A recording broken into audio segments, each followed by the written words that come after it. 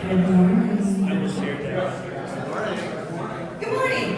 Good morning. How's everybody feeling on this fine, springy, rainy day? You feel dry? That's good. I was worried about my hair. With the weather.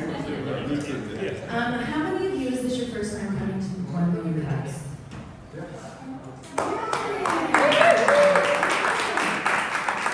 And how many people have been one or many times before? We love you, keep coming. Okay, so I think somewhere in the back I have some journals or something that I'll run and grab, but we're gonna do a fun little question. When was the pickle invented? 2000 BC. 1000 AD, right after. You're closer. You're closer. So 4,000 years ago. That was 2000 BC. That's 2000. Well, it's or 2030. Yes, okay. So you win a journal. You win a journal.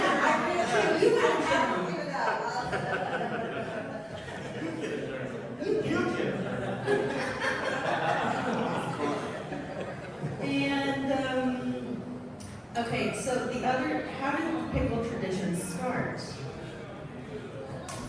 Sounds like a beauty cow. I mean, there's like this one, piece of history that says that, it was like on Christmas Eve, he begged a guard for a pickle while starving. I mean, it's really interesting to think about it because pickles have been such it's in every culture. It's pretty wild when you think about it. And they say it's like really important for our gut biome and all of the health benefits of the pickle.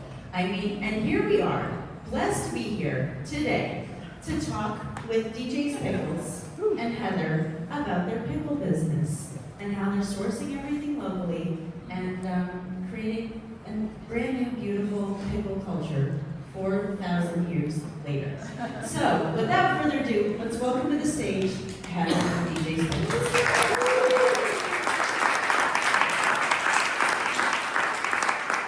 Thank you, Erica and Sean. I think I'll probably have to get into my computer though.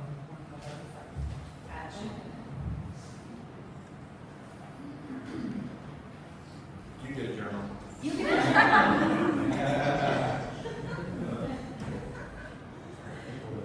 Thank you.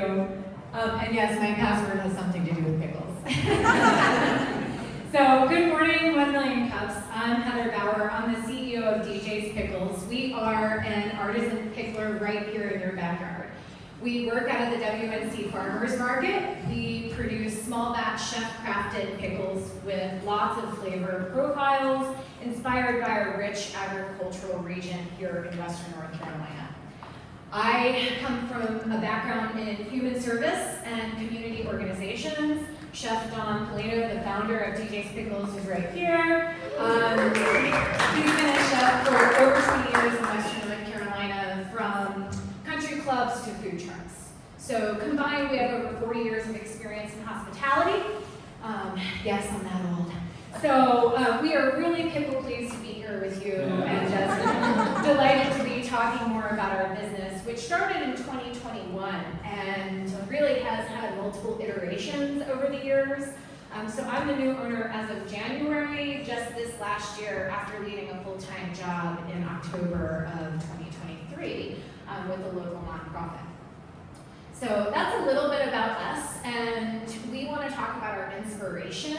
We are continually inspired by the rich agriculture here again in Western North Carolina, but I want to talk a little bit more about what inspired DJs in the first place. So several years ago, Chef Don was leaving his food truck and had a pickle on that food truck that was greatly missed when he shut that truck down, and it was called the Silly Dilly. It is our flagship pickle. It is a hybrid between a bread and butter and a dill. You all will get to try that this morning if you so choose. So that's really what inspired the idea for DJ's Pickles. But we continue to be inspired by our network of small business, as well as our family and friends, My story is a little bit unique in that I came in as a customer, and they say life is what happens when you're busy making other plans. Several years ago at Blue Ghost Brewing, DJ's Pickles was hosting Picklepalooza, which is an annual fundraiser that we do for Asheville Area Habitat for Humanity. And I tried the basil balsamic beet for the first time. Several days later, nothing was left but the glass jar that the beets were in. And I contacted DJs and I said, how do I get paid in these? So they said, put this magnet on your truck and perhaps you can do a few tailgate markets for us as well. So working in a very stressful executive leadership role with the nonprofit I was mentioning earlier, I saw this as a great opportunity to do something fun, low stress, spend some time with my daughter, get out as part of the community, and I started doing the Mills River tailgate every Saturday morning. And yes, I got paid in beets, and yes, in many ways I still do. So, that basil balsamic beet is also here for you to try today, by the way, and it is my favorite breakfast pickle. So, as I got to learn more about DJ's Pickles and what inspired Chef Don, I recognized the importance of family and community and fun in everything that DJ's Pickles was a part of. I've even got Dilly the Dino over here on the stage with me today to prove that. He is our mascot, and he reminds us not to take ourselves so seriously. So he doesn't make every trip with us, but he does attend many of the markets. So again, with our inspiration, we know that the pickling tradition, as Erica shared, is 4,000 years old.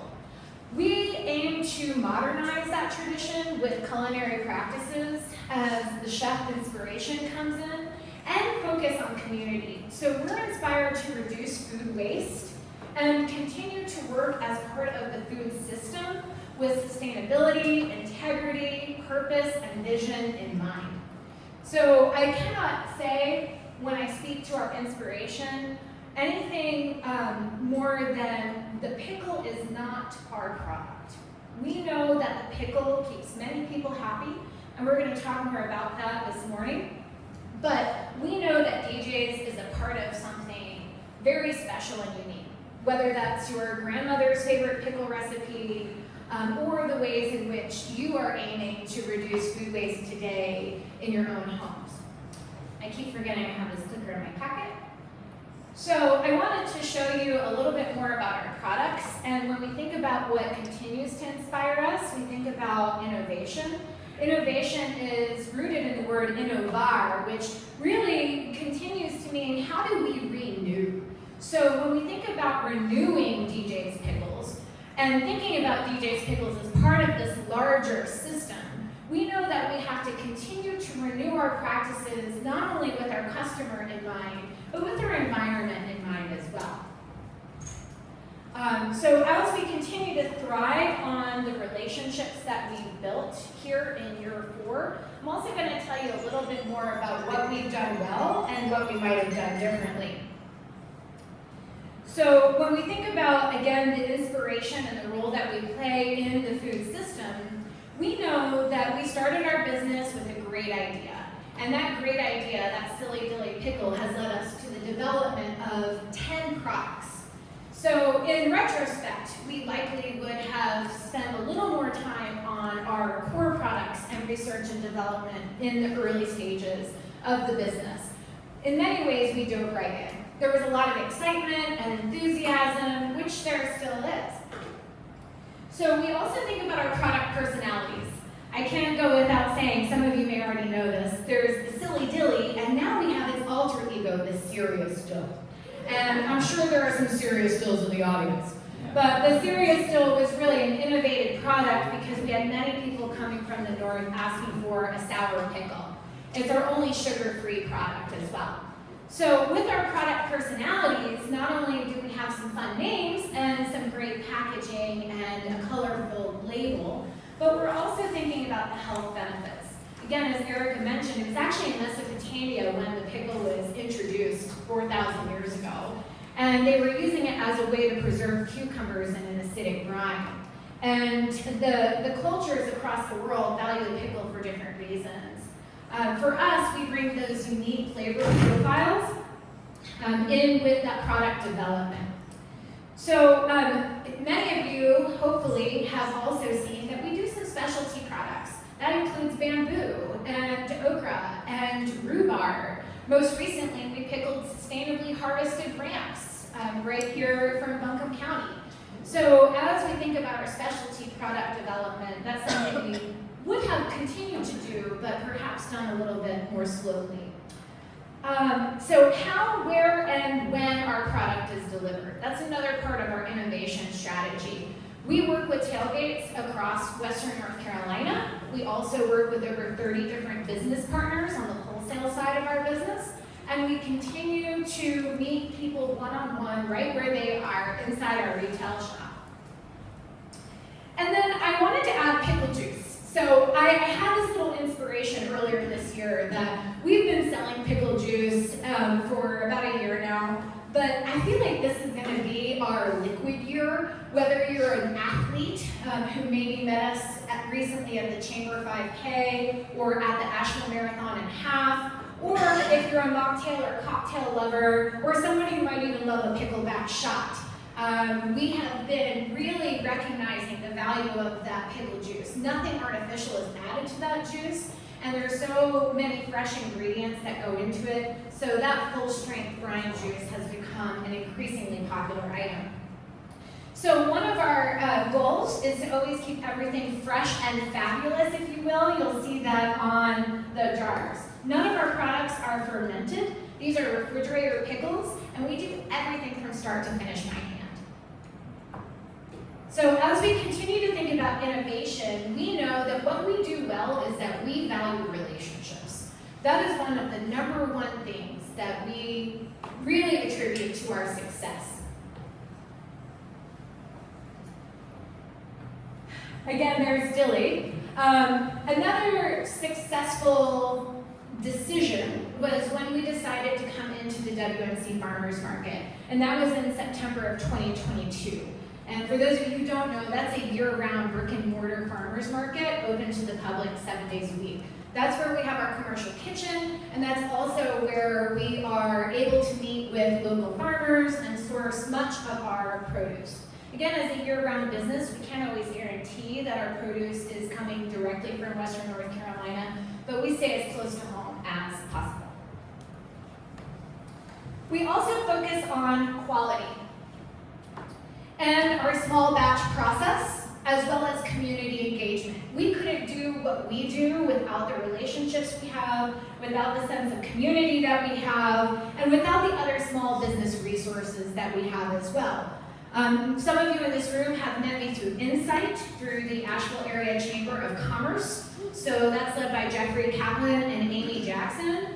They have been very integral to the development processes in this new iteration. Also with the Carolina Small Business and the Western Women's Business Center, I've met wonderful people including April Nash and Amy Cervantes, who have then led us to our consultants for technical support on our way to accessing capital and to really elevating the resources that are available. Many other mentors that I won't be naming today, but that's been a big part of our success as well. Other small business owners, especially in the consumer packaged good and specialty food markets, as well as the facilitators of Mastermind. I don't see them here today, but Pinnacle Financial is a wonderful program led by Marty Brown, and there was a man in there as well, Neil. And so they led a great program that helped me see how we needed to work on our business rather than continually in it. And I'm sure many of you have heard that before, and that's something we would have done a little bit sooner as well. This slide shows some of our other affiliations, and we really appreciate all those networks that continue to support us and believe in us. Something else we've done really well is we've gained a lot of attention through earned media. So these are just some examples of the earned media, whether that's an article in a magazine or a collaboration with a school food truck for International Food Weeks.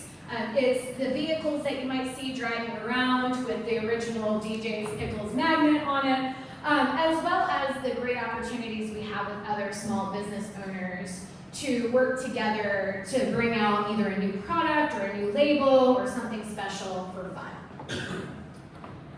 This is a bit about our structure. So currently it's just two of us, myself, the pickle lady, as well as our pickle man. And we are working to build out a really structured organization that we can expand upon as we grow our workforce and as we continue to grow our collaborative dynamics.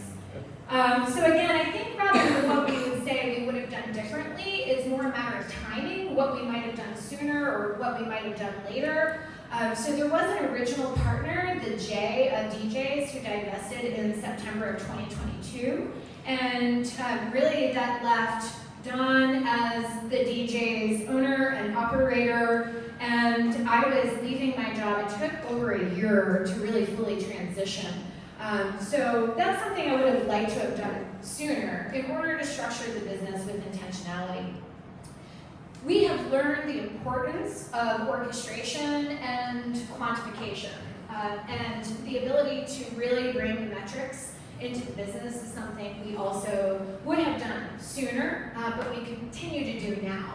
So we're looking at both the quality factors and the quantity factors. I mentioned the core product marketing. We rely very heavily on guerrilla resources, which you might have heard presented on here at 1 Million Cups in the past, as well as word of mouth, and you'll hear that again in our ask of you all later.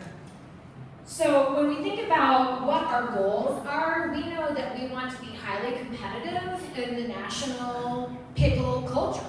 But again, it's not just about the pickle. It's also about the value of people and the culture that we're creating here right in your backyard. So expanding operations, number one, first in the Southeast region, working within North Carolina, South Carolina, Tennessee primarily, as well as continuing to take this model forward out into other states.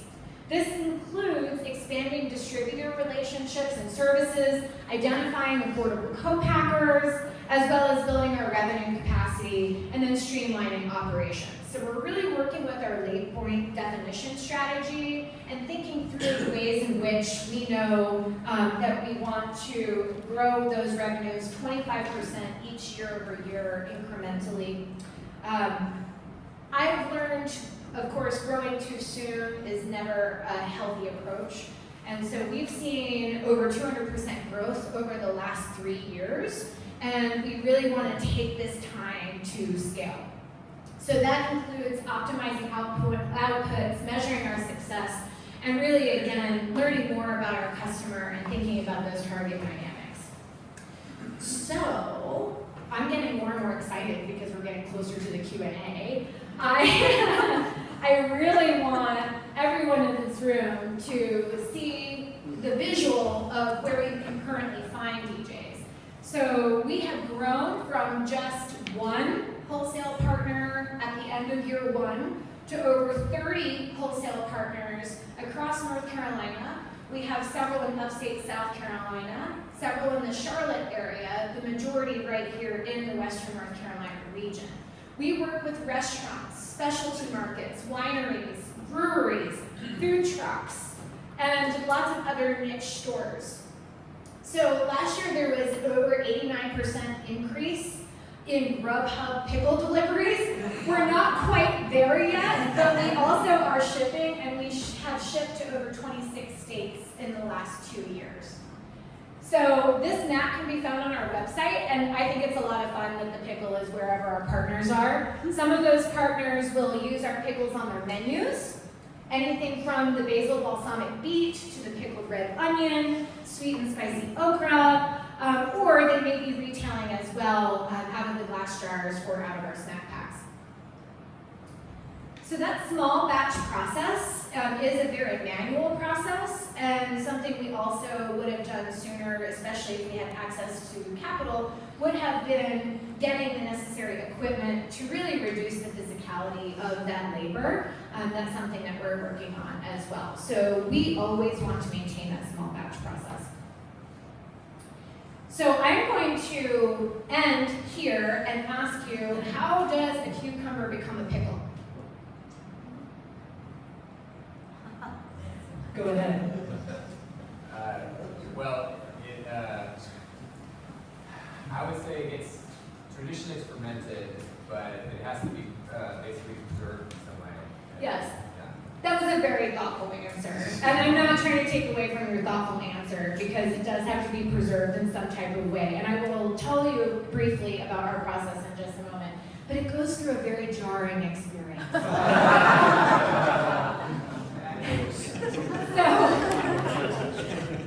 Thanks for the humor. I told you we like to have fun. So our process is that we take the fresh produce and we clean it, prep it, and slice it by hand. And then we brine it in our specialty brines that are based with apple cider vinegar, salt, and pure cane sugar. Everything we do is vegan, gluten-free, no preservatives. They are refrigerator pickles. And that's one of our barriers as well. We don't currently offer a shelf-stable product.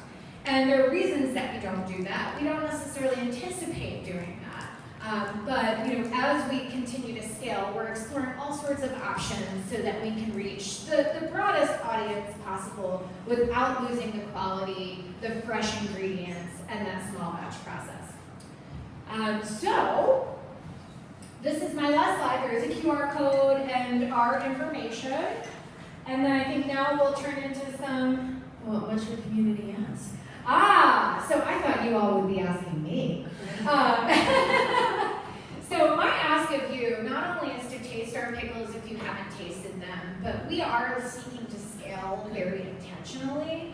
And so if you all have resources, ideas, opportunities within this market, within our region, within our state, new ways in which you might like to inspire us, we want to open that door. We want to open that conversation up because, again, we know that we're only as strong as our community. This is your backyard pickle, y'all, right? So this is the Asheville pickle, if you will.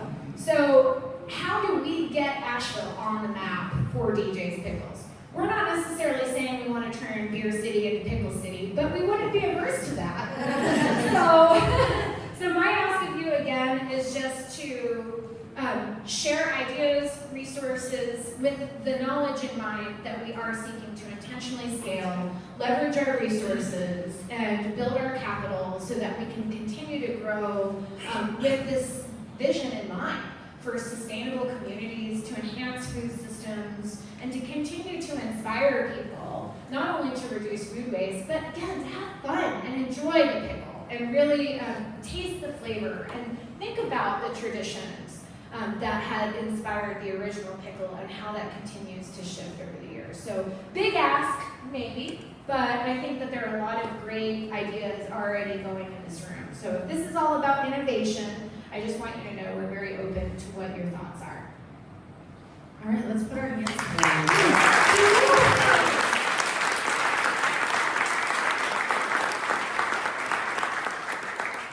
And who has a question? By the way, there's still some more seats over here, so if you're standing in the back, feel free to come in and find a seat. All right, Holly. Hey, thanks for this. I'm curious if you thought about being involved in any of the many pickleball tournaments in the area. Great question. So, yes, and we have served up some delicious products at pickleball events over time. I'm curious what you think about that. We recently did an in-kind sponsorship for a Kingsport, Tennessee pickleball tournament where we donated to the winners and we got a lot of great new customers in turn. Do you have some connections there? Okay. I actually watched the single double 1 million cups presentation yesterday and I thought I need to reach out to her. What a great invention. But yes, thank you. So I didn't touch on pickleball. I could have gone way out. You know that pickles have a lot of different puns and a lot of different metaphors. Some of them are very home-like and others might be a little more phallic. So, you know, that's another interesting part about the pickle. Yes, I went there, y'all. Sorry. Yes.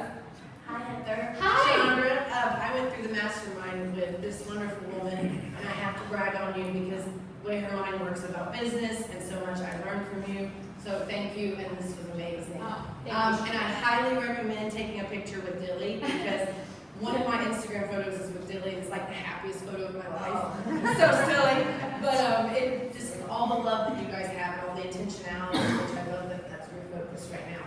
But I follow you on Instagram religiously. So what is your strategy for some of these farther trips you take? I know you've been in Wilmington and you kind of, are looking at this regional. So how do you pick which cities, besides the map you showed locally, where to go and how to grow? Great question, and I didn't say this as I had intended to earlier, but we really wish to reduce the seasonality of this business here locally. So December and January into February are some really tough months in our area for businesses like ours. And it hurts. And every year, if we were to think that we would never sell another pickle in January, we might believe that. And then it all comes back around and we're doing just fine, as Brian, if you might add. But our strategy is really to think about where we're already getting in front of people. And so, as you know, this is a great place for people to come and taste the town, right?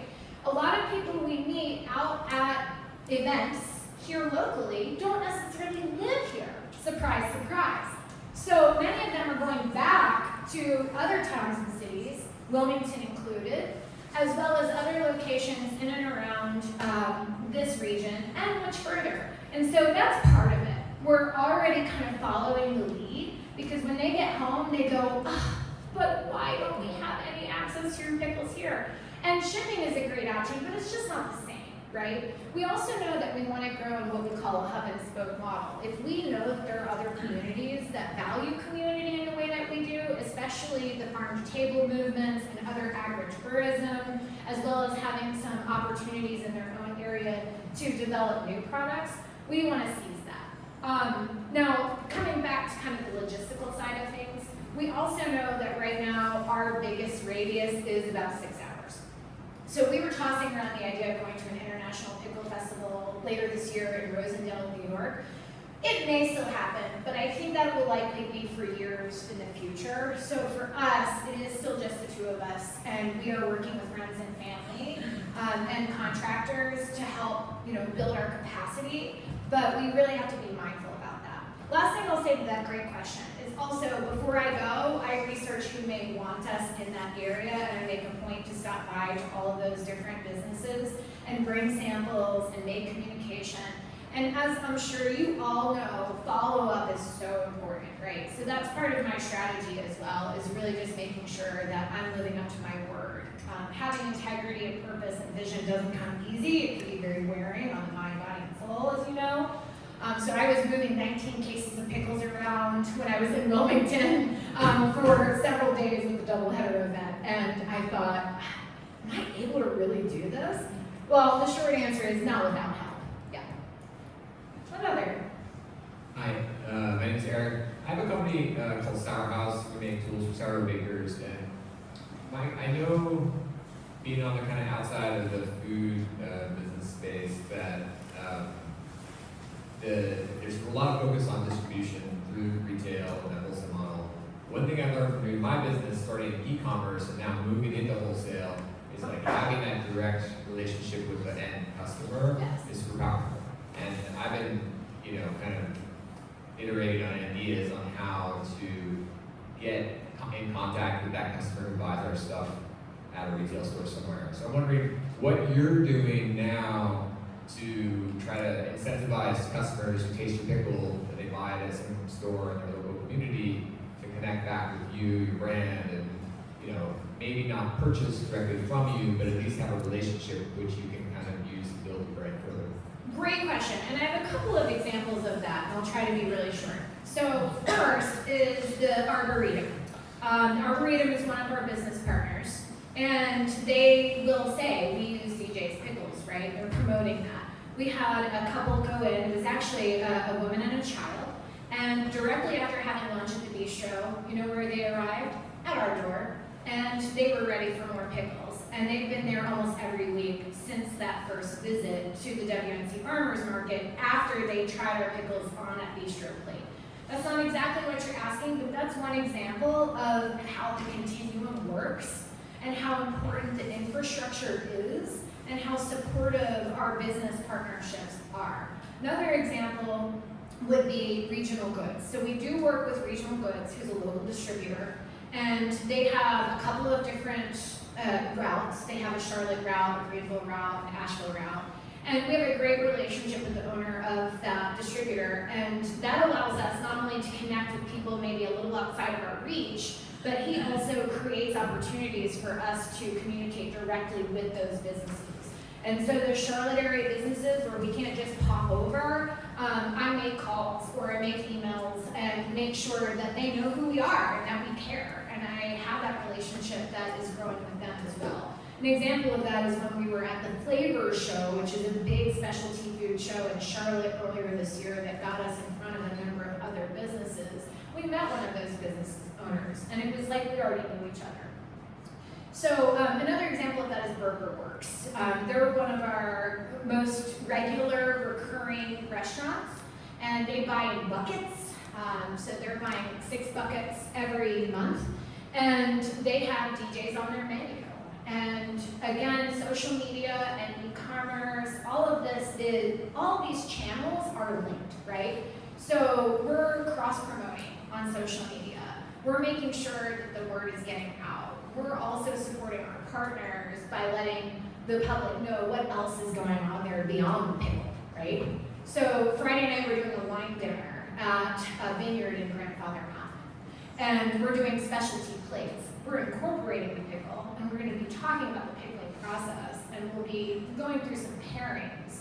But it's not just about us. And the goal isn't necessarily the sale, right? The goal is to get to know our customers, really strengthen those relationships, and build upon those values that I was talking about earlier. Great question. Hey, you mentioned you wanted to scale, and with 2 people working there, like, what is the first place that you think needs to scale the most? So, great question, and I have 3 answers. So part of what our goals are and what we've been working to do through additional resources, and it just hasn't happened yet, but I'm hoping next time we talk it will have already taken place, is getting the packaging outsourced with very low-skilled labor, and that includes stickering our jars and labeling the jars and putting them in the boxes.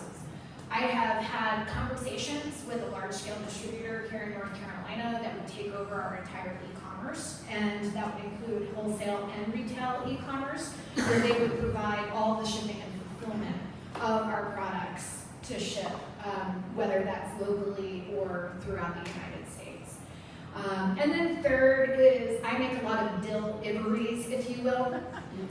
I can't stop. You got me started. So those deliveries that I'm doing is something else I really like to outsource.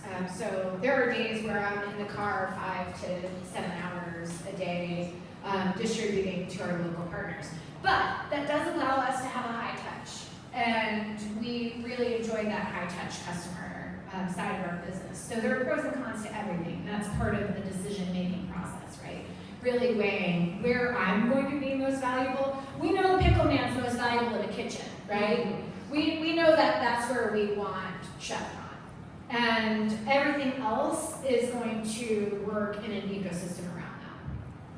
Yes?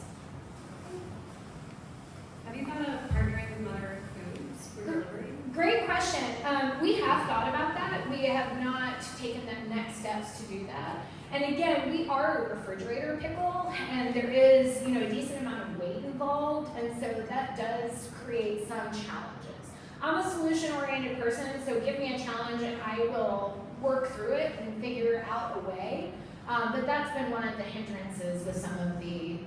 Well, I would assume that all of their things are refrigerated because they're delivering vegetables and other refrigerated items, but yeah. Yeah, so there are a lot of logistical factors, but you're absolutely right, and that's something that we'll continue to look at again. Yeah. How you doing? Hi. I'm less nervous. Oh, Yeah. I'm good. Yeah.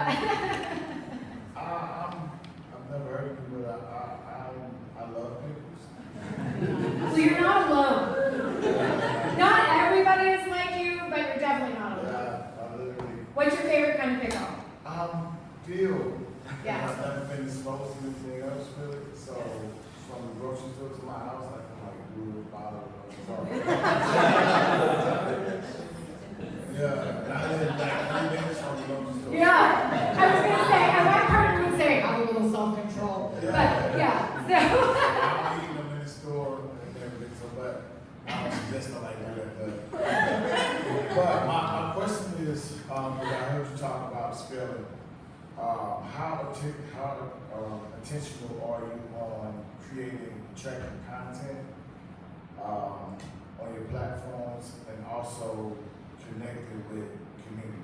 The reason why I say community, one of the things I do is put together community events, and so. That's an area of growth for us. Our content right now is very real life. It's like real deal DJ's Pickles. This is us, right? We bring out our authenticity in all of our social media channels. We do some more creative content. We've certainly done some paid advertising, but most of our social media is us in the kitchen on a Monday, chatting with the screen. It's us, out there taking pictures of our tailgate markets, people smiling. I can think of this little girl who came to me and she said, they call me the pickle princess at school. And she bought a pair of pickle earrings and then sent me a picture, and I made her a pickle palace with AI and then posted that on our social media. So there are things that we do that are still very grassroots, and I think that's part of our scaling as well, as we think about our image and as we think about our exposure at a broader level. It's still very community based. Does that answer your question? Kind of. So what are we thinking about it? We know that we need to maximize that exposure at for instance, we have 300 images that were done professionally. Most of our other images are done on our smartphone, right? And I personally love Canva. I know that there's a bittersweet, I see some Canva lovers. I know that there's sort of a bittersweet viewpoint on doing that. Do I want to do this forever, the social media side of things for DJ's Pickles? No. So that's another opportunity for partnership as well. Also, one more question. I heard you talk about Charlotte area. Have you ever, I lived there for about 15 years. There is a community that kind of emulates itself after Asheville's downtown when it comes to their business. And it's Midwood Plaza area. Maywood? Midwood Plaza. Got it. I can give you that contact because they pride themselves on not having any chain restaurants in that area. So, and there's a whole community of restaurant owners, hostess, business owners that you can directly get into, have meetings with. They meet, their board meets, so. I would love that contact information. Thank you. Yeah, absolutely. Something else I just want to add quickly is we know that we have two different groups of customers, our business customers and our individual customers. And to some of the aims to grow with our research as well as with our connections are in the vegan community, athletic organizations, and really families. We have pickle lovers of all ages. I have a little girl who is just freshly eating food, and we're her favorite. She wakes up from a nap and she says pickle. And then, you've got your older adults who, that's my background, working with older adults for 20 years, who really taste these pickles and it brings them back to a very special place in their lives. So it's a really powerful connection, and it's been challenging for us to focus on one audience because we do have so many pickle lovers out there. The pickle juice avenue, is that a new line of revenue for you? It is, yeah. So again, one of our goals is to reduce food waste. And in many cases, we're selling pickles in a jar, which contains the brine. And we encourage full yield from our customers as well. We tell them you can drink it out of the jar, you can brine your chicken with it, you can make salad dressings. Whatever you want to do with this brine, it's very versatile. And again, it's clean, fresh, right? Nothing artificial, no preservatives. It is strained when we sell it. But we decided we were gonna package it. So we're selling it in 8-ounce jugs and now in gallon sizes because we have so many people asking for pickle juice. Is that a product that has to be refrigerated as well? Or It does. So you asked a question that you didn't ask exactly this way, but I'm going to come back to a frequently asked question, is what's the shelf life, right? So these pickles are not necessarily going to go bad, but we encourage you to eat them within 5 months because color and crunch and flavor are really important to us, right? We wouldn't want you to eat a DJ's pickle a year from now and assume that that's how we meant for them to taste. So they do taste best cold, and they do change when they're left out. But it is important for us to convey that. And that's also been a challenge, is the education side. I come from a background of community education and awareness. There are a lot of myths out there. I dispel those myths every day in this business. No, we don't ferment is one of them. No, we don't high pressurize our canning process. That's another one. And the ultimate myth, not all cucumbers become pickles. So cucumbers and pickles are not synonymous. I don't mean to start a riot, but that is one of the other myths that we dispel. Thank you. Yes? Heather, thank you. My mother passed on her love of pickled beets and dill pickles to me. I moved down here from Boston about 1.5 years ago, and I was really glad to see Grillos in the store, in the refrigerated section. And there's probably not a lot of space in mainstream distribution for refrigerated pickles.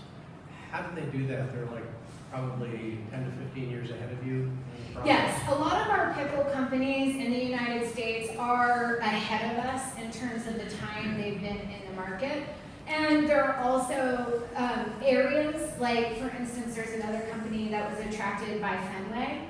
And so there are some major investors in some of the pickle companies in other larger urban areas. And so that has also attributed to some of their success. I would say the most similar story to ours really is due south in Atlanta area, also chef inspired and working with community. And as much as we want to keep the focus on our community, we see an opportunity to duplicate this in other communities as well. And that's also where I come in. I'm a big picture thinker, and I really see myself in the future really delivering this model and helping people get this started in their own communities while maintaining the impetus that DJ's Pickles has really created. So I come from a franchise background as well. I spent 20 years in aging services. I worked for a franchise for 13 of those, and then I spent the remainder time in community-based nonprofits. And storytelling is a big part of that, and inspiring people. I also know what the workforce looks like, y'all, and I'll just leave it at that. I'm not gonna drop the mic. Yeah. All right, let's put our hands together.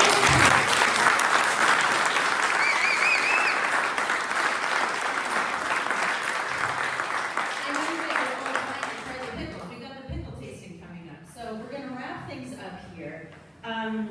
So for every dollar spent locally, did you know that 68 cents stays in our community? Woohoo! This is going great. If anybody's. Can you come do this that way? Pick this up. Okay. And as a child, my parents really emphasize that. My parents were small business owners. My dad's in the back of them, Dad. So this is always really important to our family. Like, you always go to a local place instead of going to a chain, and that is how we keep America free, literally. All right, so say hi to my dad, but don't overwhelm him. He doesn't like crowds. We figured this out. Yeah. Yeah. Okay, can I have the clicker? Thank you. All right, big shout out to our organizers. There we go. Is it working? I don't know. Nope. I've got Sean's computer today. Can you just man this for a second? Because it's not my computer. So big shout out to our organizers. And we got Beverly Durango right there, who's doing all the things, helped set up the room today. She's amazing. We got Andy with Big C, and Sean and myself, and Nick Green, who led last week's presentation. Big shout out to our sponsors. We have Charlie and Troy Ball, who generously donate the space each week. Inside Edge Consulting, Montgomery, SCORE, the Hatch Foundation, ERC Broadband, EXP Realty. Can you use that little like adapter? Just pop that in between, because I think there's a short. It's misbehaving. It is. Golden Grove, Venture Asheville, Mount Bisworth. If you are with these organizations, I want anyone from Venture Asheville, Hatch Foundation, Mount Bisworth to raise their hands, nice and high. Like, please.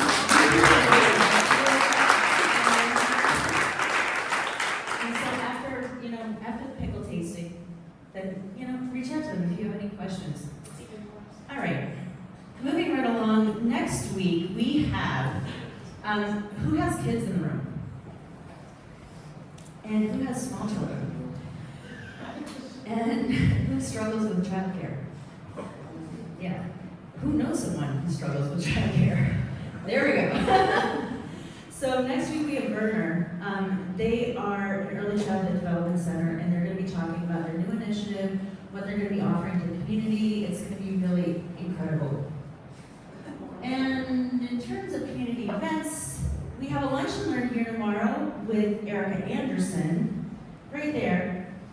Raise your hand high. She is going to be doing a presentation on say the things, because that's not what I thought would be in there. It's a business survival operations, so it's since I'm a business continuity expert, it's running business owners through the paces of if you are encountering a disaster disruption in your business. So I used to write in the military, to write exercise for the military, and I do it for businesses too. So it's to test your resilience and your ability to respond to things while staying operational as a business. So that's the lunch and learn tomorrow. So it's going to be interactive. You'll get to work together on solving problems that are coming up in your And we have digital nomads in-house this week. If you want to try a co-working, make friends with the digital nomads. All you have to do is sign up on the meetup, and you can co-work for free this week. We are really excited to have you guys here, so it's been a great thing, and thank you for partnering with us. And then we have the pitch party on the 3rd coming up, and another pitch party on the 18th in Hendersonville. Here we go. If everyone can take out their phones, we got to go to this other slide now that we've got everything working. There we go. Take out your phones, do the scan. It will not require a retina scan or any blood drawn. This is just going to ask you a little bit of things, no personal information. This helps all of the funding for all the programming we do here at Hatch. Everybody got it? All right.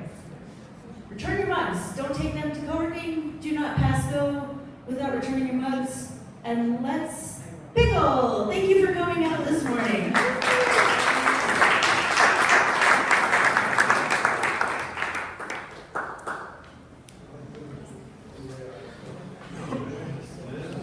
We're doing a self-serve up here, but we're happy to stick around for any questions or